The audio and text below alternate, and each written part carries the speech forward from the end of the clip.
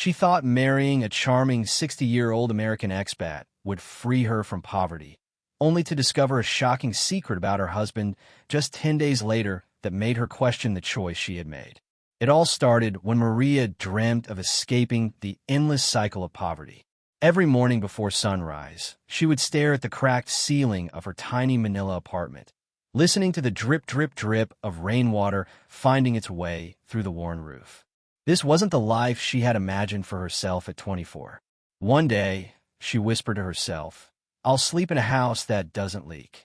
Maria's phone buzzed beside her thin mattress. A notification from the dating app she'd installed last week. Most of her friends use these apps to meet foreign men, men who could provide tickets to new lives abroad. The message came from a profile called Richardson USA. "Your smile caught my eye. Would you like to chat sometime?" Her heart raced as she checked his profile. Silver hair, kind eyes, standing in front of a beautiful house with the ocean visible behind him. 60 years old, but with a gentle smile that made her feel safe somehow. His profile said he was a successful businessman from San Diego looking for a traditional, family-oriented wife. "Who's messaging you this early?" her cousin Tess asked, rolling over on the other mattress they shared with two other relatives. "No one," Maria said quickly, tucking the phone away. She'd heard all the warnings about foreign men seeking young Filipino wives. But she'd also watch her neighbor, Jasmine, marry a Canadian and send enough money home each month to move her entire family to a better neighborhood. That evening, after a long day scrubbing floors at Mrs. Santos's mansion, Maria replied to Richard. Within hours, they were messaging constantly. Within days, they were video calling. "You work so hard," Richard said during their third call, watching as Maria rubbed her sore hands. "A beautiful woman like you shouldn't have to clean other people's houses." "Jobs are hard to find here," Maria explained, embarrassed that he could see the peeling paint behind her. She always positioned her phone carefully to hide the worst parts of the apartment. "In America, you would never need to work like that again," Richard said. His American accent made every word sound important. "I'm looking for a wife who appreciates a traditional arrangement. You take care of the home, and I provide everything else." Maria's best friend Luisa wasn't convinced. "Men his age want servants, not wives," she warned when Maria showed her Richard's messages. "My cousin married an American who promised her the world. 6 months later, she was cooking and cleaning for him while he dated other women." "Richard isn't like that," Maria insisted, showing off the gold necklace he'd sent her. "He's already talking about visiting Manila." 3 weeks later, Richard announced during their video call, "I've bought my ticket. I'll be in Manila next Wednesday." Maria nearly dropped her phone. "So soon. When you get to my age, you don't waste time," he said with a wink. "I know what I want, Maria. A sweet wife who appreciates a good husband. Not like American women who only care about their careers." After ending the call, Maria sat on the apartment's small balcony, watching the lights of Manila's rich neighborhoods glitter in the distance. What did she really know about this man? They'd never met in person. But then she thought about her mother's medical bills and her younger brother Carlo's dream of attending college. 3 years of cleaning houses had barely kept them fed. Sometimes, dreams required sacrifice. Richard arrived with 2 large suitcases and checked into Manila's most expensive hotel. He took Maria to restaurants where dinner cost more than she earned in a week. He bought her new clothes and told her to quit her cleaning job. "You'll never need to work like that again," he promised on their third dinner date, sliding a small velvet box across the table. Inside was a diamond ring that caught the light from the candles. "Marry me, Maria. Come back to San Diego with me." "But we just met in person," she whispered, though her mind was already racing ahead to what this could mean for her family. "At my age, you learn to recognize what matters," he said, taking her small hand in his larger one. "I've been lonely since Eleanor died. My house needs a woman's touch again." Maria's mother cried when she told her. "America is so far," she said in Tagalog, clutching her daughter's hands. "If something happens, I'll send money home," Maria promised. "Enough for your medicine and for Carlo's university." The wedding happened 7 days later, small and rushed at City Hall. Richard seemed impatient with the paperwork, checking his watch often. Maria wore a simple white dress from a shopping mall, not the princess gown she dreamed of as a little girl. That night in the hotel, when Richard's hands moved over her body, Maria closed her eyes and thought about the house by the ocean in his pictures. This was the price of a new life. "You'll love San Diego," Richard whispered afterward, his breathing heavy in her ear. "I've already started your green card paperwork. You're my wife now. Everything I have is yours." As Maria packed her few belongings, Luisa came to say goodbye. She pressed a small envelope into Maria's hand.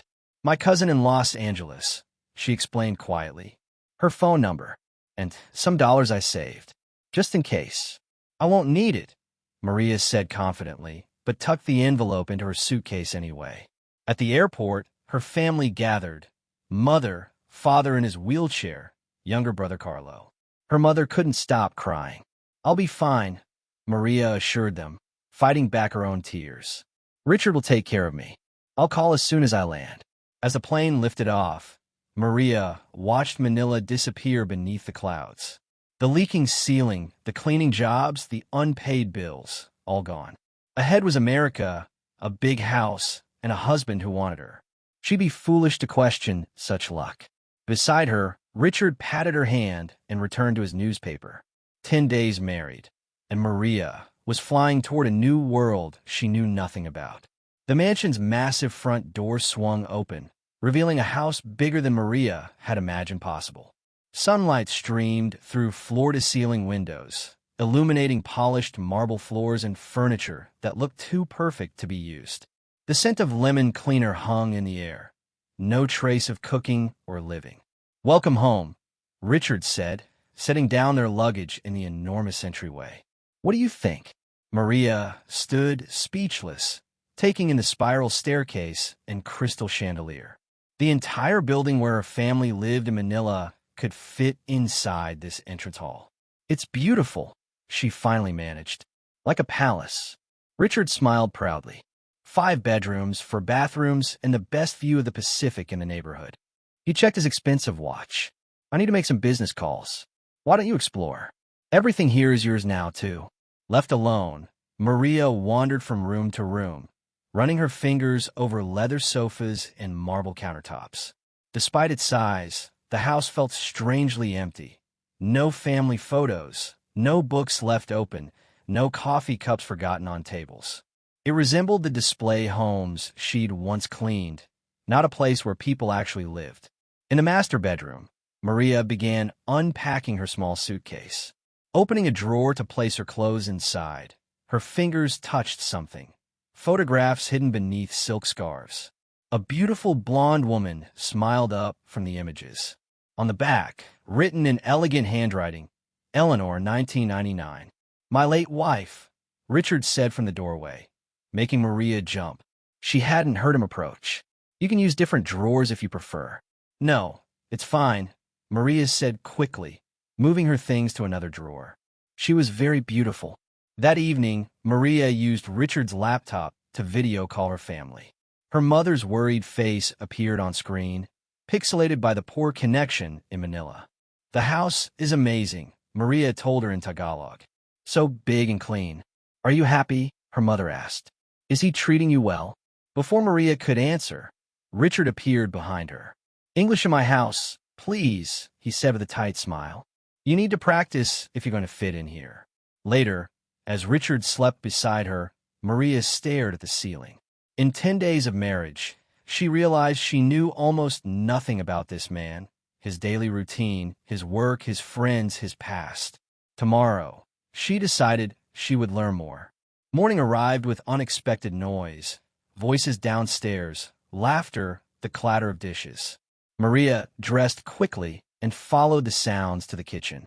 3 blonde women sat at the breakfast counter while Richard poured coffee. All resembled the woman in the photographs, but younger, perhaps 30 to 35. "There she is," Richard announced cheerfully. "Girls, meet Maria." "Maria, these are my daughters, Jennifer, Kathy, and Laura."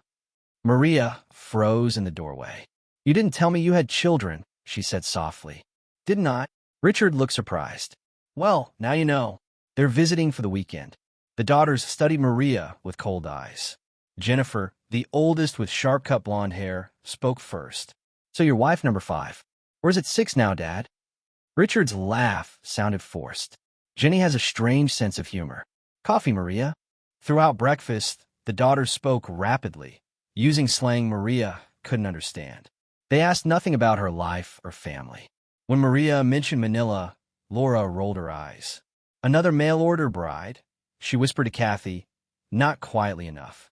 After breakfast, Richard took his daughter shopping. "Women's time," he explained, leaving Maria alone in the big, empty house. She wandered into Richard's office, drawn by the locked filing cabinet in the corner. The key was taped under the desk, an old trick her father used at home.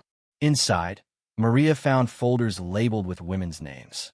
Heart racing, she opened one marked Elena Therese, 2018 to 2020. Inside were marriage certificates, divorce papers, and financial documents showing large transfers from accounts in the Philippines to Richard's American bank. Another folder showed a woman named Mei Lin, with similar papers dated 2016 to 2017. And before that, a woman called Priya. Maria's hands trembled as she replaced the folders. She'd heard stories of foreign women brought to America by husbands who wanted servants, not partners. But this seemed different, more calculated. The sound of a car in the driveway sent her scrambling to relock the cabinet. Through the window, she watched Richard's daughters leaving without him. Where was her husband? Her phone buzzed with a text. "Business emergency. Credit card on counter for groceries. Back tonight." Alone again, Maria returned to the office and photographed every document she found, sending the images to her email account. A knock at the front door startled her. Through the peephole, she saw a delivery man holding flowers. Maria signed for them with shaking hands. The card read, "Welcome to the neighborhood. Looking forward to meeting Richard's new wife, Elena." The same name from the folders. Maria's stomach tightened as she placed the flowers in water. She needed to talk to this Elena person. That evening, Richard returned with takeout food and diamond earrings. "A gift for my beautiful wife," he said, kissing her cheek. "Did you have a good day exploring the house?" "Yes," Maria lied, touching the expensive jewelry. "I got flowers today, from someone named Elena." The change in Richard's face happened so fast Maria almost missed it, a flash of anger quickly covered by a smile. "Probably the real estate agent," he said smoothly. "She's always looking for new clients." Later, Maria pretended to sleep as Richard made a hushed phone call in the bathroom. She found out about Elena. She heard him whisper, "No, I don't think she knows everything yet." "Yes, I've already started the transfer paperwork for her mother's property. Just stick to the plan." Maria's hand shook as she pushed open the glass door of the seaside cafe. The salty breeze mixed with coffee smells as her eyes darted around the crowded space. Who was this mysterious E? Who knew about her marriage? She checked her phone again, reading the strange message for the 10th time. "You should know what you've gotten yourself into. Meet me tomorrow at Seaport Village, 2 p.m. A woman waved from a corner table, elegant, mid-30s, with a familiar face Maria couldn't quite place. As she approached, her stomach tightened. This woman looked Filipino, just like her. "I'm Elena," the woman said, her accent a blend of Manila and America. "Please sit. I ordered you iced tea. You look like you need it." Maria slid into the chair, noticing Elena's designer watch and confident posture. "What do you know, Richard?" Elena's smile dropped. "I was his wife before you. Not the American one everyone talks about, wife number 3. She pulled out her phone, showing Maria photos of a wedding ceremony. The groom was unmistakably Richard, 5 years younger, but with the same silver hair and charming smile. "That's impossible," Maria whispered. "He told me he was only married once, to Eleanor who died. Eleanor was wife number 1. I was brought from Manila 5 years ago. Divorced after 18 months when I wouldn't sign over my uncle's inheritance to help with Richard's debts." Elena sipped her coffee calmly, but her knuckles were white around the cup. "There have been 2 more between us." The cafe seemed to spin around Maria. She gripped the table edge. "You're lying." Elena pulled up public records on her phone, marriage certificates, divorce filings, all with Richard's name. He finds women with potential assets back home. Once he accesses their money, the marriage becomes inconvenient. He hasn't asked me for money, Maria countered, though her voice lacked conviction. Hasn't he? Elena raised an eyebrow. Has he mentioned your mother's land yet? Maria's breath caught. Last week, Richard had suggested selling her mother's small plot in the provinces, the only thing her family owned outright. How did you know about that? Because he researches his targets carefully. That land might seem worthless to you, but developers are buying up that area. Richard knows exactly what everything is worth. Elena leaned forward.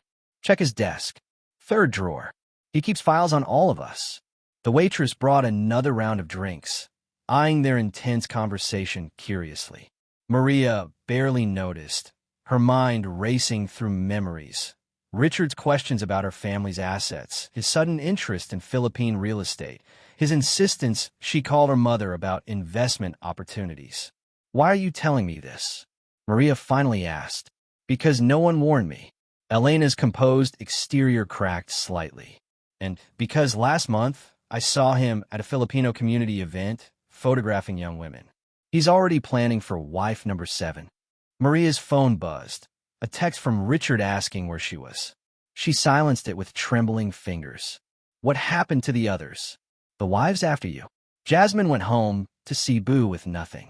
Went back to washing clothes for rich people. Lena fought back, got a small settlement. Not enough for what she went through. Elena pulled up a news article about immigrant bride exploitation. There's a support network now. People who can help. Outside the cafe window, tourists laughed and took photos of the bay.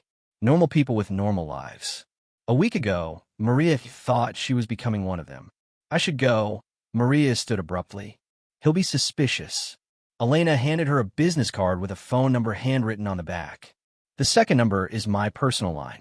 Day or night. And Maria? Her eyes filled with unexpected compassion. Don't confront him until you have proof and a safe place to go. The walk home stretched longer than the actual 15 blocks. Maria's mind raced with what-ifs. Was Elena telling the truth? Could she be a jealous ex spreading lies? But those public records couldn't be faked. And how else would she know about the land? Outside Richard's, their house, Maria paused to collect herself. Through the kitchen window, she could see him pacing, phone pressed to his ear. His voice carried through the partially open window. Accessing the Philippines property shouldn't be difficult, he was saying. The new wife's cooperation is guaranteed. She's completely dependent. Their eyes met through the glass. Maria stood frozen on the path while Richard slowly lowered the phone, his expression transforming from shock to calculated charm in seconds. There you are, darling, he called, coming to open the door. I was worried. Who were you talking to? Maria asked, her voice steadier than she expected. Richard slipped the phone into his pocket. Just boring business. Nothing for you to worry about. He reached to touch her face, but Maria flinched away involuntarily.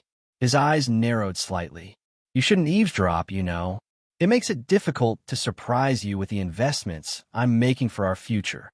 The word investments hung in the air between them.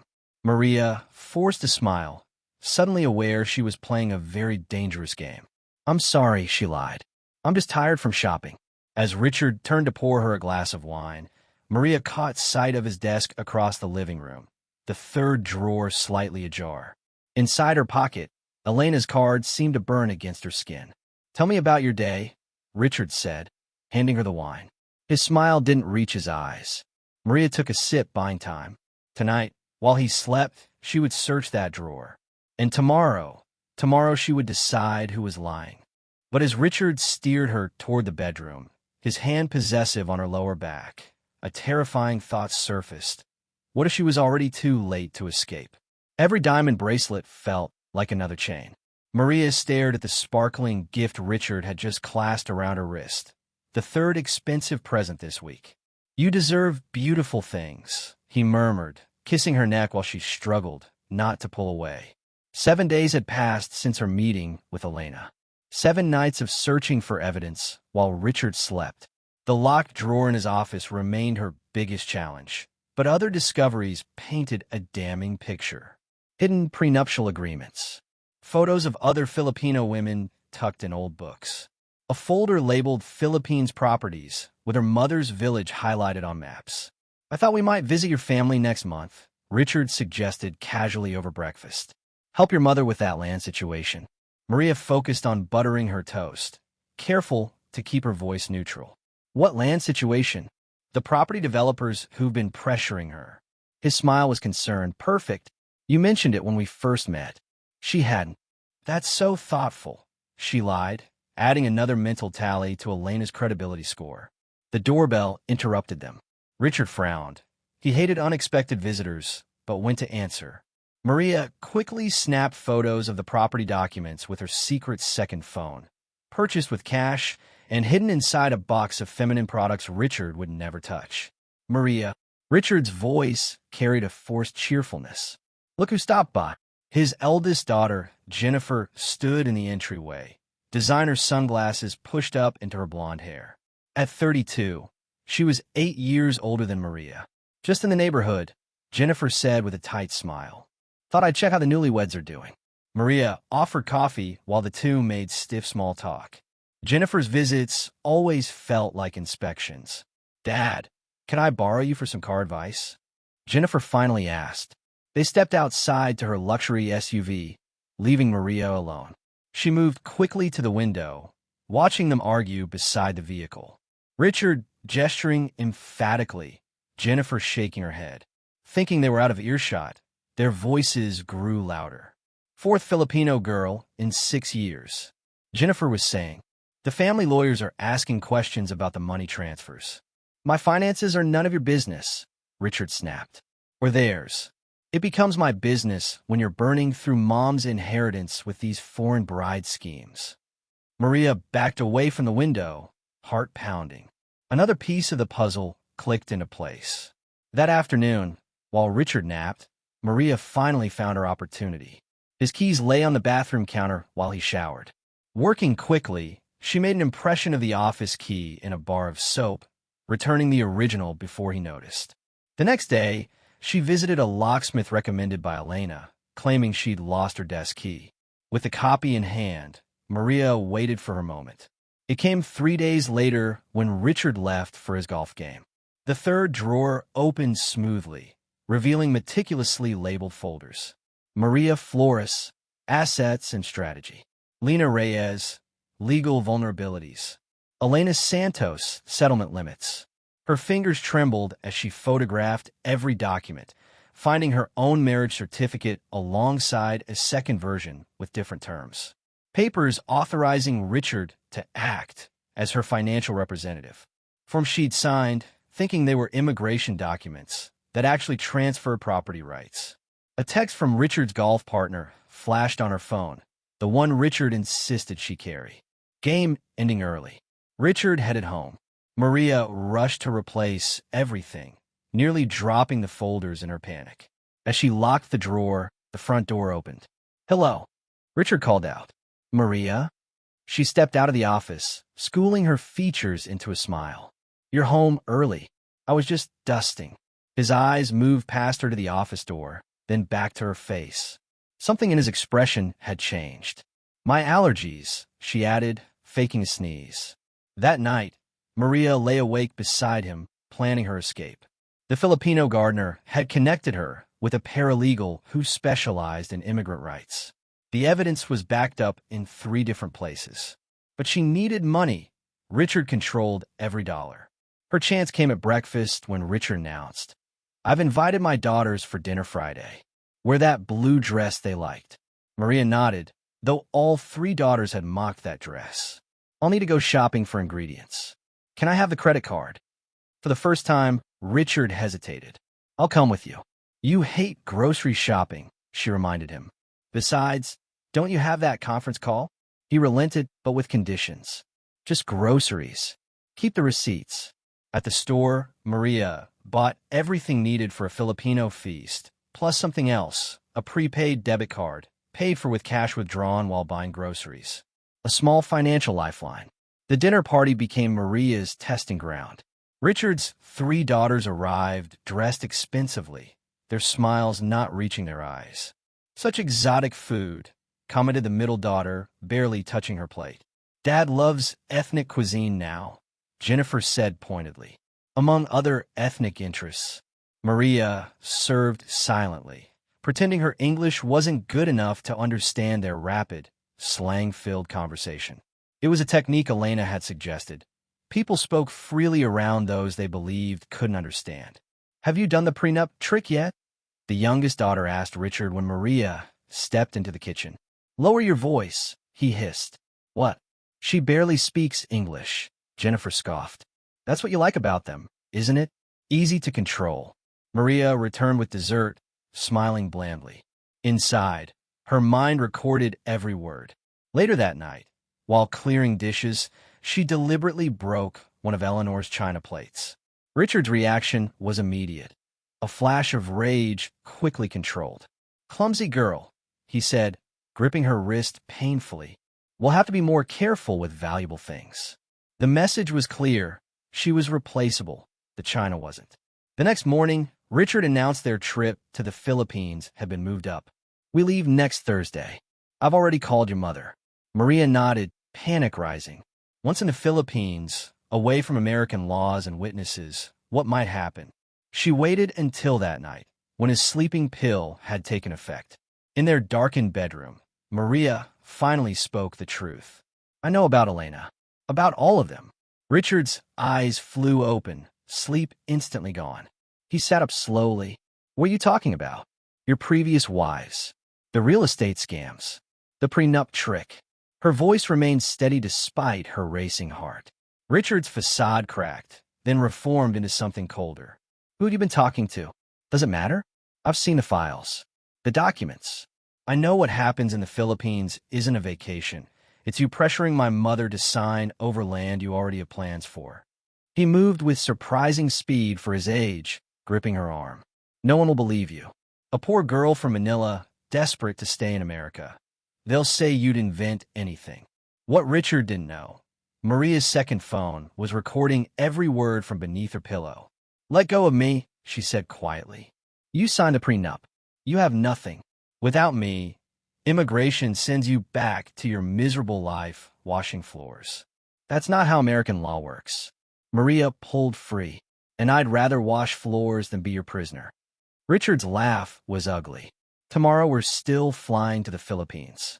You're still signing those papers, or your family suffers the consequences.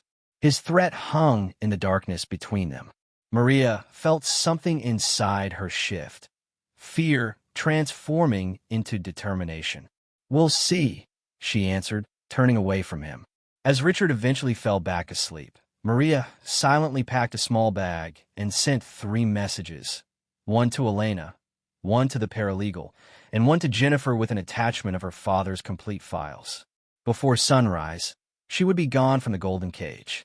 The battle was just beginning, but for the first time since landing in America, Maria had something Richard couldn't take away, the truth and the power to expose it. The rain pounded against the courthouse windows as Maria clutched her folder of evidence. Her hand shook. Today marked exactly 3 months since she had fled Richard's house in the midnight dark. The judge called her name, and her legs wobbled as she approached the stand. Look who dressed up to play the victim, a voice hissed. Richard sat with his expensive lawyer, his silver hair perfectly combed, his smile aimed at the female judge. Maria touched the hidden recording device in her pocket, her safety net. Richard didn't know she had captured everything. His threats, his admission about the other wives, his plans for her mother's land. The lawyer Elena had helped her find sat nearby, giving her a small nod. Ms. Reyes, please tell the court why you're seeking this restraining order, the judge said.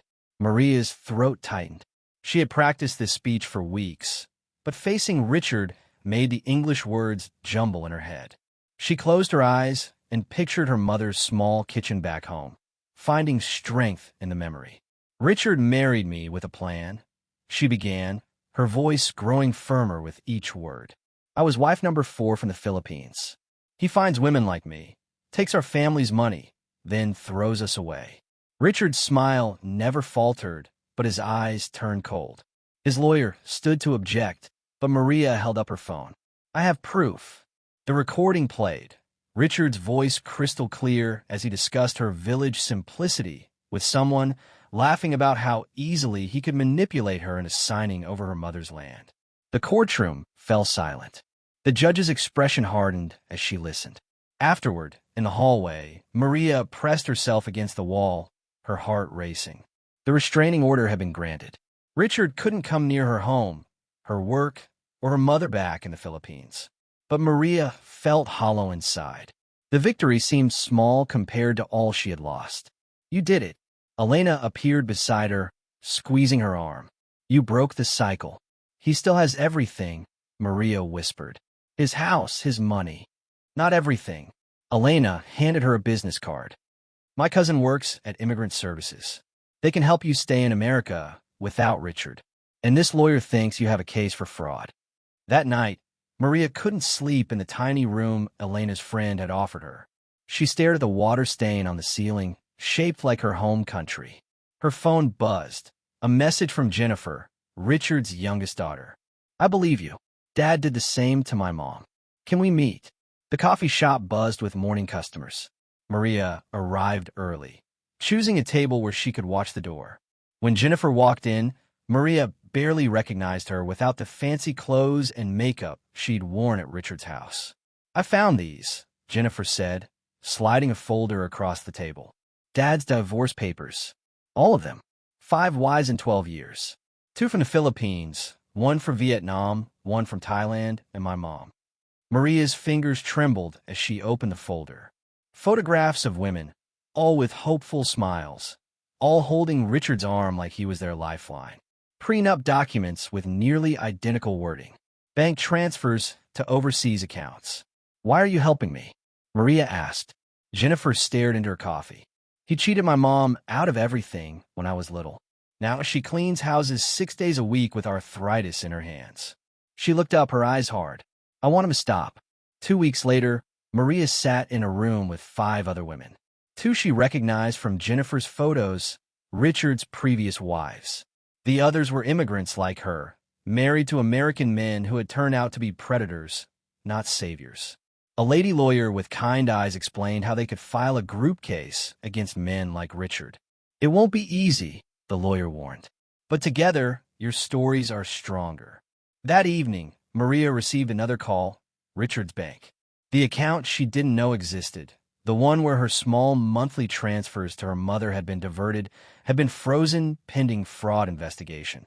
The bank officer's voice was apologetic but firm. "We're seeing a pattern with several accounts Mr. Anderson controls. We'd like you to come in to discuss this matter." Spring turned to summer. Maria's days filled with English classes and meetings with lawyers. She found work cleaning offices at night, hard work that reminded her of Manila, but the money was her own. Each small victory built her confidence. Her temporary visa approval, her testimony that helped freeze more of Richard's assets, her first apartment security deposit. In July, Maria stood nervously at the airport arrival gate, holding a small sign with her mother's name. When the tiny woman with gray-streaked hair appeared in the crowd, Maria ran to her, sobbing into her familiar shoulder.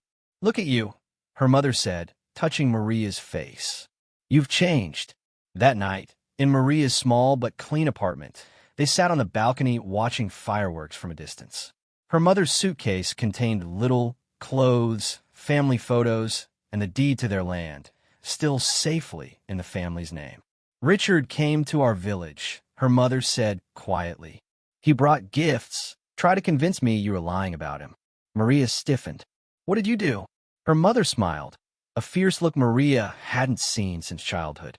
"I showed him the letter you sent with all the evidence. Then I showed it to every family in our town with daughters. His kind won't find wives there anymore."